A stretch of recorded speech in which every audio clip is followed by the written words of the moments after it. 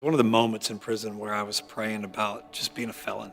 I was like, God, you want me to do all these things, but I have this label on me that is going to prohibit me. I don't ever slow up, no I don't take shit. I got no love for the fakeness. If you wanna play tough and wanna hate this, I'll always show up. I don't ever slow up, no I don't take shit. I got no love for the fakeness. If you wanna play tough and wanna hate this, I'll always show up and make a statement. I don't ever slow up, no I don't take shit. I got no love for the fakeness. If you wanna play tough and wanna hate this, I'll always show up and make a statement. Everything I do so instinctive and so passionate. Every word I move so descriptive like an adjective. I got a vendetta against people who patented being negative when you should be getting after it. I got facts over tracks, this and that. Spitting slow, spitting fast, I could roast, I could gas. Think I'm okay at last, but I don't know if that can erase all the past. And the pettiness, a reflection of the emptiness. Hilarious, you think you're worth my time, you're delirious. Mysterious, because you hide behind a fake exterior. Inferior, you know I'll always be a bit superior. Get off of me, this ain't no humble brag. I want you to hear words, you can say them back. I want you to feel free from the chains at last, and to believe in what you got, it was built to last, yeah. Now that I've been put through hell, I never got anyone's help. I had to do it all myself.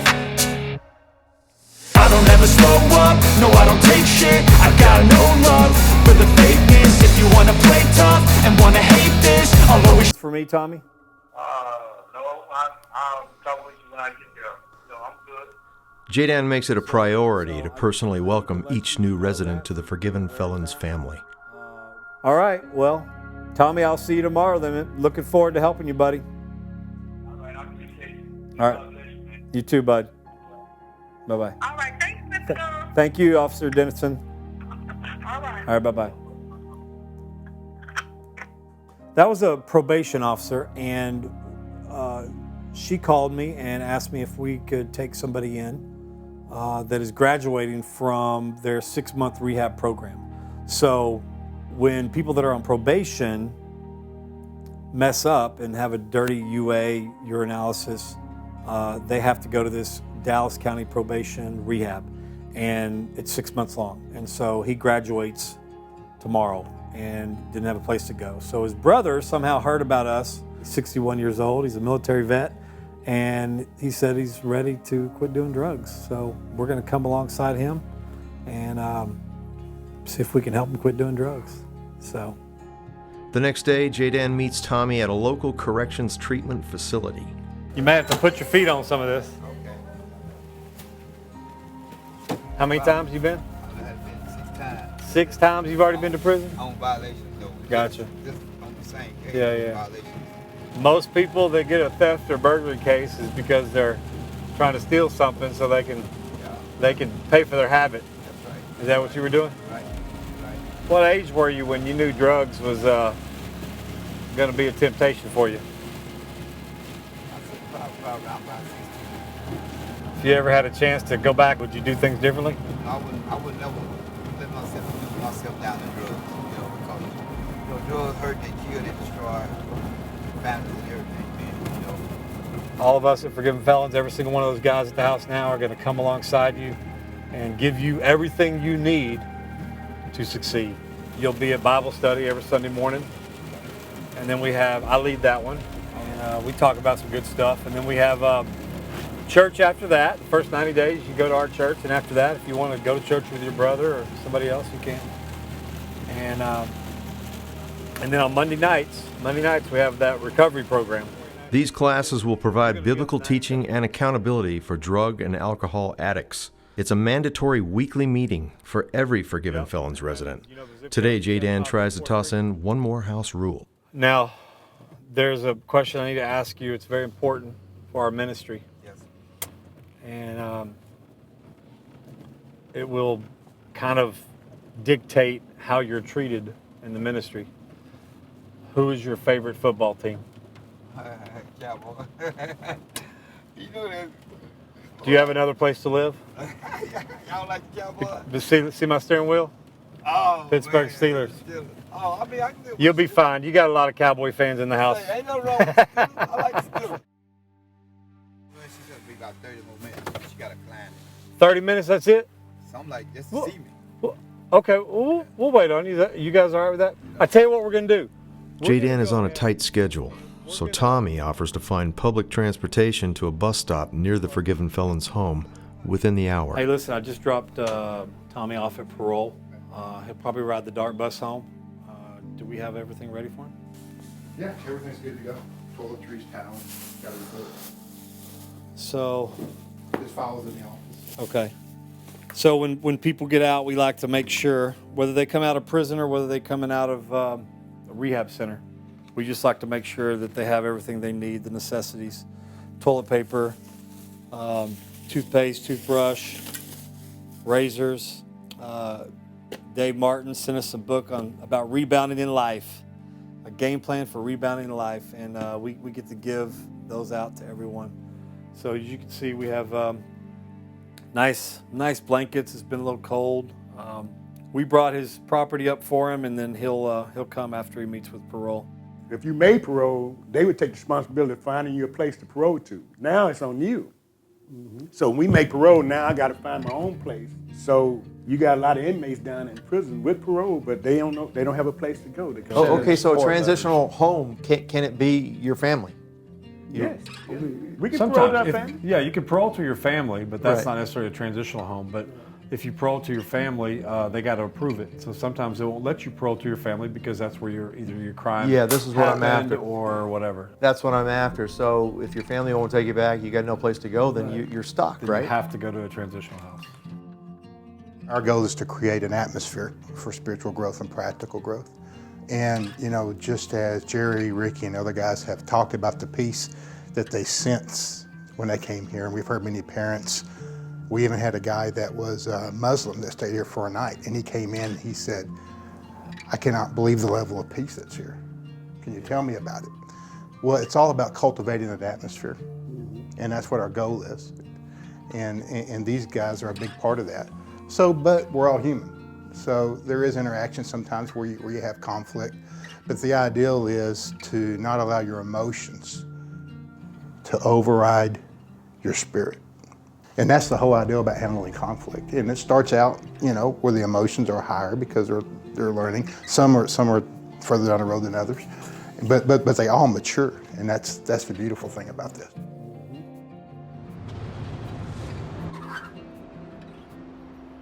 Jeremy, Hey, Steve. so this is the pad. Yes. This is Floor Rescue. Yes, sir, it is. What is Floor Rescue?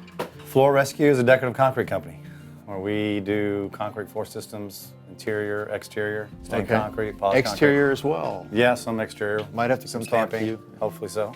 Our slogan is trust in the rescue.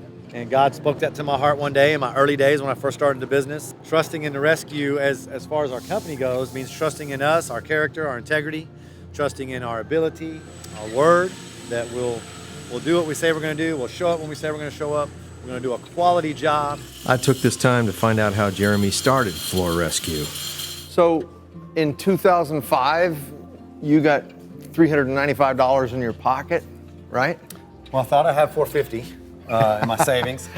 And I said, all right, Lord, I'm going to empty out my savings. I'm going to look for some equipment and start doing this on my own. I actually worked for somebody for a little over a year, and all they did was stained concrete in new homes. When I went to them to pursue learning more about the other avenues of concrete floors, you know, polishing and epoxies, overlays and stuff like that, they didn't want to pursue any of that. So that's kind of what inspired me to do that with some help from some friends. Is this some of the work that you do? These are pictures from some of the work you've done, right? Yes, sir.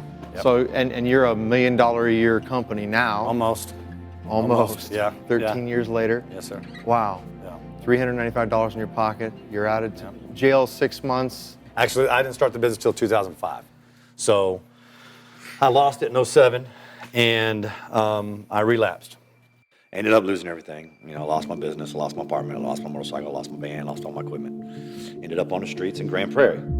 So the origins of criminal behavior vary depending on what school of thought. Individuals with a pattern of criminal behavior in their family end up engaging in criminal behavior because of learned behaviors. People engage in criminal behavior as a way to control the environment. Labeling, that if we label individuals criminals, then they're going to start acting like criminals. Growing up in such a big family, with one parent home. My mom, I was just too much for her. I was a bad seed, you know, and I think I went to juvenile home probably 5 or 6 times. All right, bud, here you go. As a kid, I was a shoe shine business.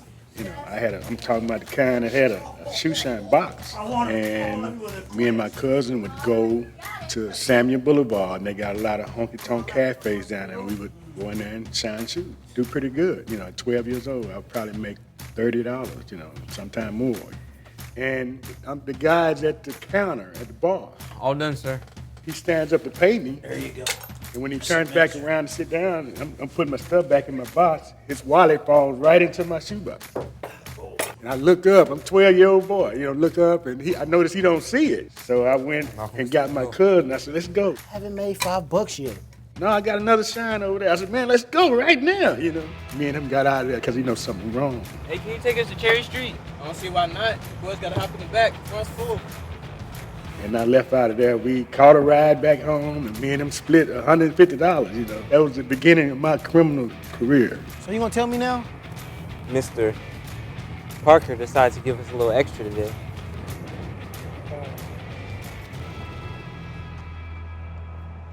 One of Carrie's early challenges was overcoming an overnight condition, but it was nothing unusual among many adolescent boys.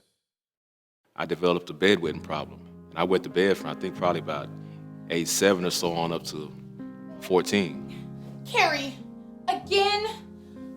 Lloyd, get in here. I'm sorry, Mama. My mom, she was married to a man that worked 2 jobs, basically. That's what he said. So when he came home, he was really just sleeping. He was just there physically, not emotionally or anything like that. So I never really had a father figure. Come on, boy. Let's go. And after school, I'd be in the bathroom for 2 or 3 hours, like my dad said, busting suds, just sloshing my sheets back and forth in the tub. With Carrie, he was brilliant child. And you could see the possibilities in him. And that's why I stayed very hard on him, because I knew what was out there. And what was out there was not going to take him down the path that he should be going. I'd always been kind of a hyperactive child in school. I could do my grades and stuff like that, but I was just, I guess they said I was bored. I would always move around and stuff like that. So I always had a unsatisfactory on my conduct report. Boy, why didn't you tell me? I didn't want you to be upset, Mama. Upset? And she would try all kind of things. She would spank me, she would beat me, she would make me go to bed without dinner, send me to school without breakfast. And my mom, she kind of was getting frustrated with it because she's like, I'm punishing you, I don't know what to do, and this and this and that. She said, well, if you keep acting up, I'm gonna send you back. What do you mean, send me back? And that's when I found out I'd been adopted at 10 months old. I kind of felt like something was different because I was always darker skinned than her, and also darker skinned than my little brother, so I knew something wasn't quite right, but I couldn't put my finger on. I was too young to really understand. You just get ready for school, and your daddy's gonna take you, okay? I gotta go to work. It scared me that she might actually give me away and I'd be stuck in a situation like that. And it comes to shock, and it's like a scare tactic almost, because no child wants to be abandoned. I started realizing that I could really be taken out of the family, and there was a lot of acceptance issues. 9-year-old Carrie was shaken and confused, and in that traumatic moment of truth, the trajectory of his life was about to change. And one time I ran away from home. They sent the police after me. I didn't really know where to go. You know what I'm saying? Because as a child, you only have certain spots. And when I came home, my mom, she welcomed me with open arms and just all the love that I just wanted to feel from her. She had tears and everything. She just welcomed me. And that's what I wanted. Even though when I was adopted, I just wanted to know she loves me.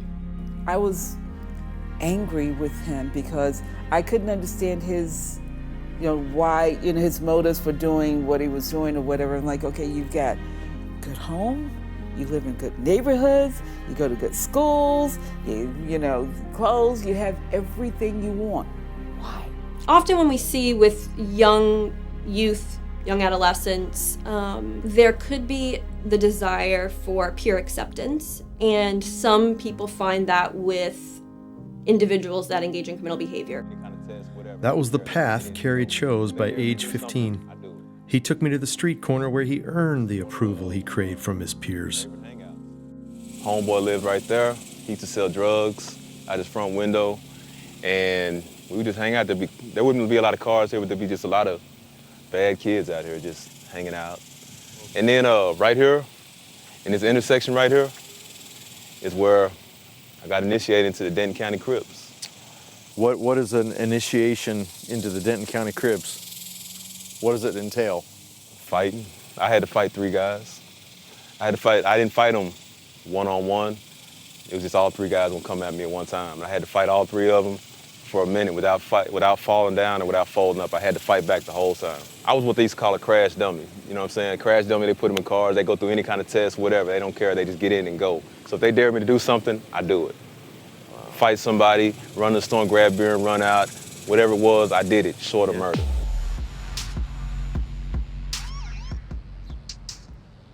By age 17, Kerry had been arrested about 15 times, mostly for auto theft. During every ride to jail, police officers gave him the same advice. And the police would be like, man, come on, man, you need to find a new profession because you're always getting caught in stolen cars. You're always getting caught in the passenger seat, so man, you're not a criminal, you need to stop. And there was one particular incident where we were in a car and it got ugly because it was a car chase. Cops. And we wound up driving around the alley, crashing through somebody's back fence, hit a tree. And instead of the car stopping when it hit the tree, it kept rolling forward onto their back patio. We stopped within a couple of feet, and there was a little kid, like a toddler, just sitting there just looking out at us. There's no telling what my life would have been like if we'd have went in there and hit that child and killed him.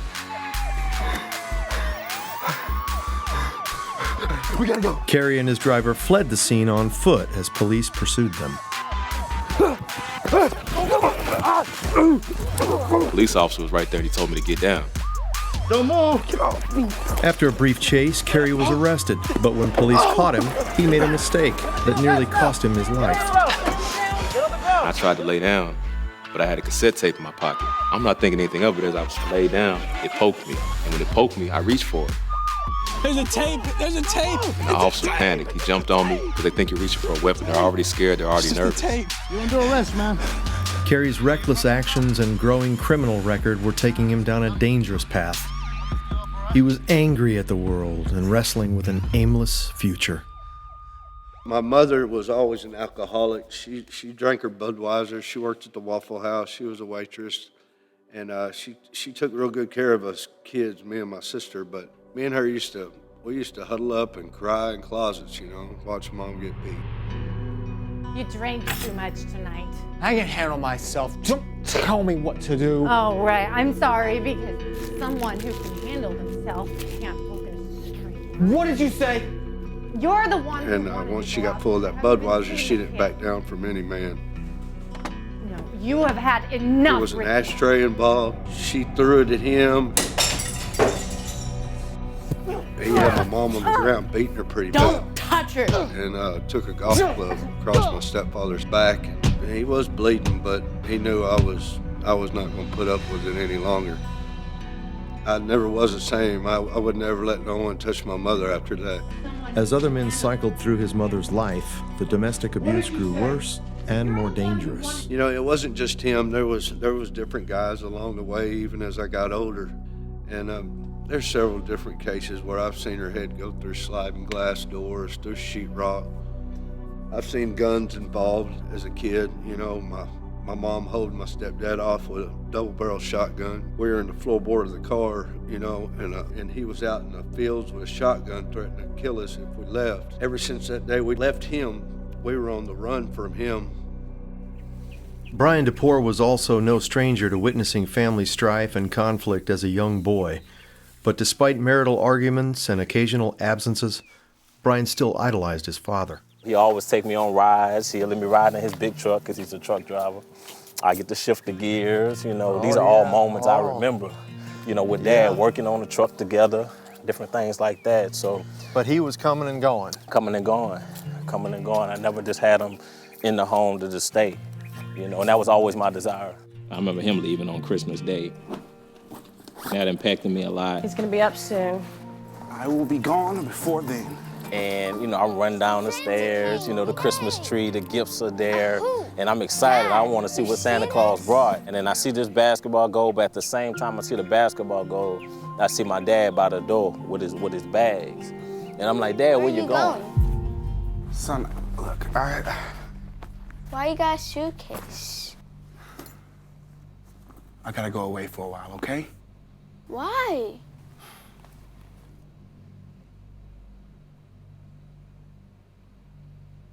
Look, You just stay here with your mom, all right?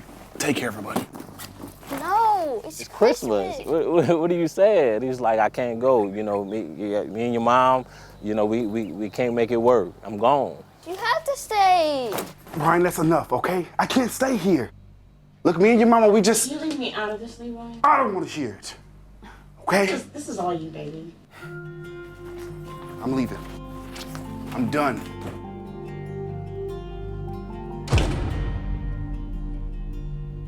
I mean, at this point, I'm crying, like begging my dad, man, don't leave. Stay for me at least, you know? And for him to still leave, it was just like, I knew it was over. I knew it was over, and I didn't end up seeing my dad again until I was a teenager. My mom, when she tried to commit suicide. Normally she's up before me, you know, either making breakfast or doing something. She got some music. Mama. I'm lying in the bed and I look and my mom's still there, she's asleep. So I'm looking at her and she got like this crust all on her mouth. Mama. And I'm like, ooh, she must be sleeping hard. She getting it. Mama, it's breakfast time. She was stiff, just like this coffee table here, just stiff. And I'm like, Mom. Mama, wake up. Wake up. As his mother lay unresponsive on the bed, Brian remembered what she told him to do if there was ever an emergency. 911, what's your emergency? Something's wrong with my mama. She said, I'm gonna stay on the phone with you, okay? You're gonna do CPR. And I'm like, CPR what? His mother's life was hanging on by a thread. Young Brian did his best to follow CPR instructions until paramedics arrived. Your mom's gonna be just fine, all right? And you are quite the hero. If you hadn't called when you did, she might not be here. Can I see her now? We can arrange that. So I go in there thinking I'm just gonna receive this hero's welcome and everything like that. I walk in there, you know, and she just turned, like, literally turned to the other side, like just turned to the other side. And then she told me, she said, why didn't you just let me go? And I'm like, you know, Ma, because I need you, I love you. You know, what do you mean? We all we have, you know? And I realized at that moment that my mama was really battling. You know, she wanted to leave, she was tired, and it wasn't like no physical tired, she was just tired of life. You should have let me go. But at that moment, I felt so numb. I felt so not in control. I felt like she was trying to abandon me. I felt left. I'll help you. When she came back home, I learned the gift that I have is encouragement. You know, just speaking life. And I learned, this is a lesson that I learned that you have power with your words. You can literally bring somebody back to life. I'm not talking about just like, you know, physically, but like you can bring life to somebody by speaking life to them. And I would encourage her, hey, beautiful, how you doing? You know, you're gonna make it today, you know, we good. You know, we're in this together, I'm with you. You know, I was an adult at a young age, you know, and I would speak life over her and I watched my mama just come around. You know, she battled still, but she was coming around, you know, so I learned this is a gift of encouragement, just to encourage. My first stepfather, which was, you know, the only father figure I had, you know, when you're knowledgeable, I don't know when they got married, I might have been 5 to 7 or something. When I came home one day and they told me they were getting a divorce, that was probably really the most impactful thing in my childhood because of the bond I had with him. Following her divorce to Robert, Jeremy's mother remarried his biological father. So Robert's gone, my dad comes in, there's this void, right? There's this hurt because, you know, I longed for Robert. Now, no, my dad didn't just come in immediately. I don't know how long it was before he did come in, but it wasn't long, so I know we were in the same apartment. Hey, that's enough with the sound of the ball. It's kind of sad because, unfortunately, I don't ever remember any conversations about anything that had purpose. Instead, family talk was usually a one-sided argument. I said that was enough with the ball. Do I need to get up and have a conversation with you?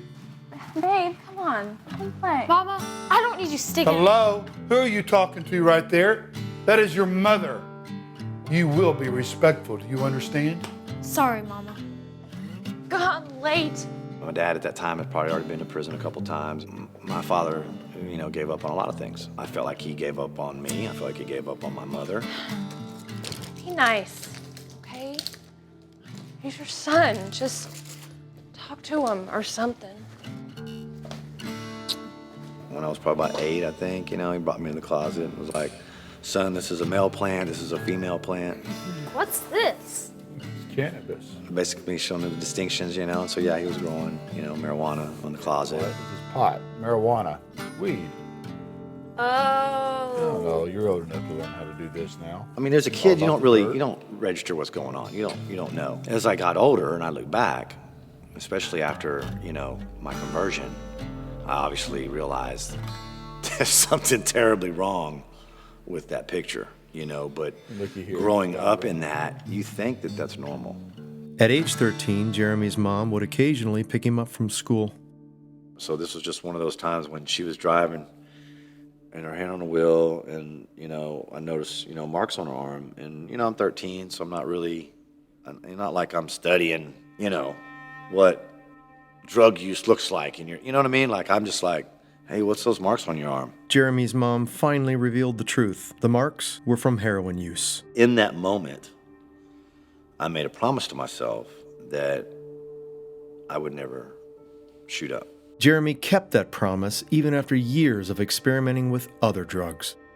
Spiraling down, I ran back into my dad again. And he was not doing well either. I basically asked him to teach me how to shoot up. And I knew he was shooting heroin, but I knew enough about it that, you know, the high lasts longer. I did not understand how addictive opiates was. Cocaine addiction and opiate addiction are different. Opiate is much more physical. At first, he wouldn't do it, and I think after maybe a day, you know, of us hanging out, getting high, whatever, and eventually he agreed to do it. And I just remember him saying that if your mom could see me right now, she would kill me. And that kind of pissed me off because I'm like, you know, Dad, when are you ever gonna love me? You know? Why can't you love me? For me. Why has it gotta be about her? But my dad couldn't, because he didn't have that in him. You know, I put myself there. I don't blame him, you know? I chose that life. I chose to turn my back on God. I chose to go into that. So, yeah, so we did, and you know, I ended up becoming a heroin addict, obviously. Didn't realize, like I said, you know, how opiates will, I tell you, there's a couple things I don't wish on even my worst enemy, and heroin addiction is one of them. But my dad was living with me, so whatever, and so like, yeah, so he rolls up in a truck one day, and I'm like, hey, where'd you get that truck? And it's like, oh, one of my biker bros, you know, let me, blah, blah, blah. And I knew someone right, but what did I care anyway? I guess he had it for several days, and someone, you know, spotted it and called the law. Oh, man. Hey, I need you to wake up. Come on, get alert. We're about to have company.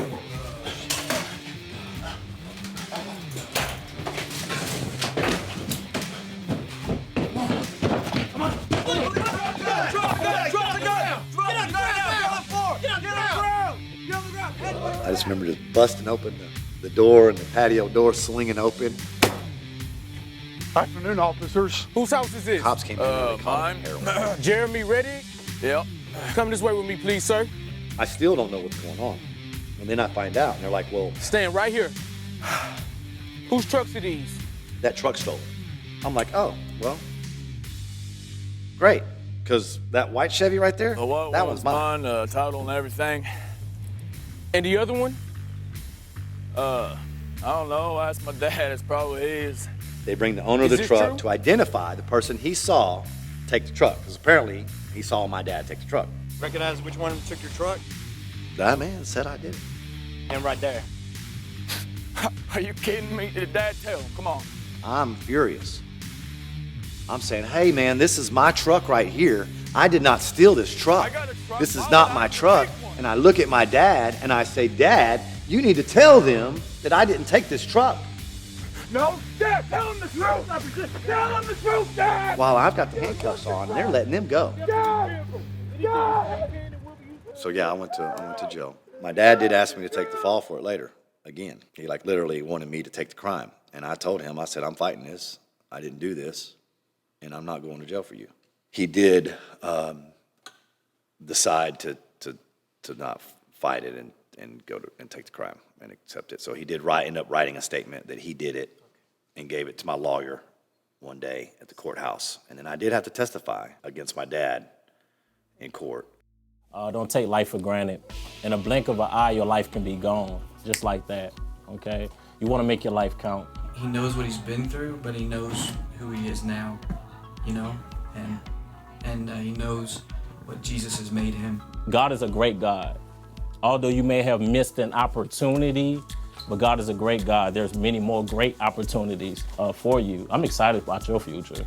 I know you're gonna do great things because you are great. I love to see guys kind of like him where our teenage boys can see themselves as him and think, wow, I can make it, I can do better in life. And so, but he's a really good friend, but then at the same time, he's got this strength about him where he knows when it's time to be a friend and when it's time to stretch them into where we're trying to get them into young men. We talking about forgiveness, all right? You don't have time to be angry. I'm sorry. You don't. Your future too bright. Why waste time on something that's not, you know, fruitful or productive? I'm talking to myself when I say that. He carries a different type of understanding for our kids. And also he has a story of, hey, don't go the way I went, you know, and do the things I did. And so he's really good for that. But also he just loves these kids so much, and they know it, and they know he's always here. Like he's always around, and they appreciate that. Greatness is not an event, okay? It's a characteristic, it's a character, it's a person, it's Jesus. How many of y'all have Jesus living on the inside of you? And I say more, you got greatness living on the inside of you, it's no excuse, okay? So, hey, I didn't have a dad, doesn't matter, you got greatness living on the inside of you. That's not an excuse for not doing great things.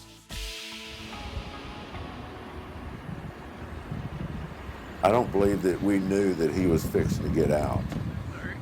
But we had been looking for a church, had gone to several of them and didn't really find one that we liked. We went to Trinity nonetheless, and the first thing we seen, it was a missions month type thing, and looked up on the wall and it said forgiven felons.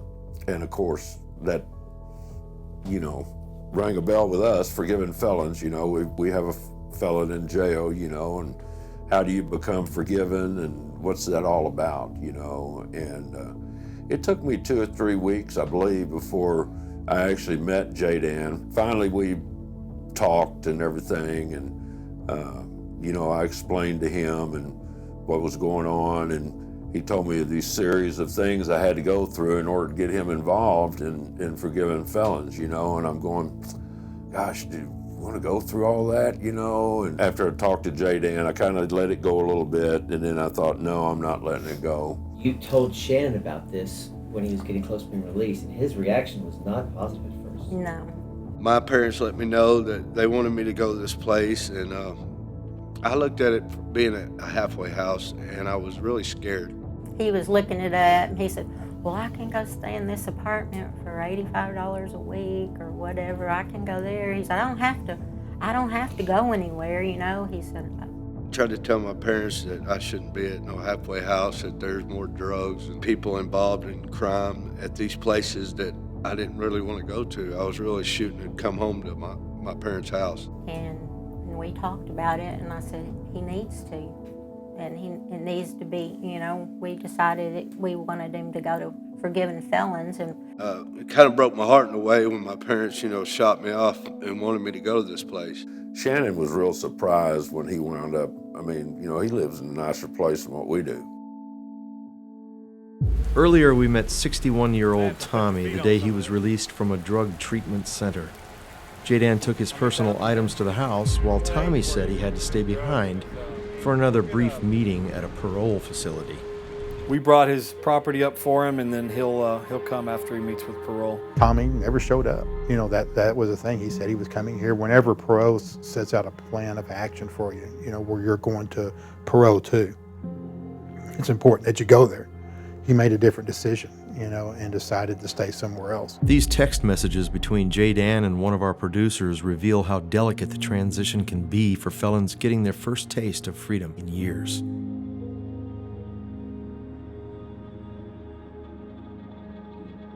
When someone doesn't show up like that, number one, they're not respecting the ministry, they're not respecting their parole officer or the parole process. And so at that point, we give them a certain amount of time to gather their stuff and to go elsewhere.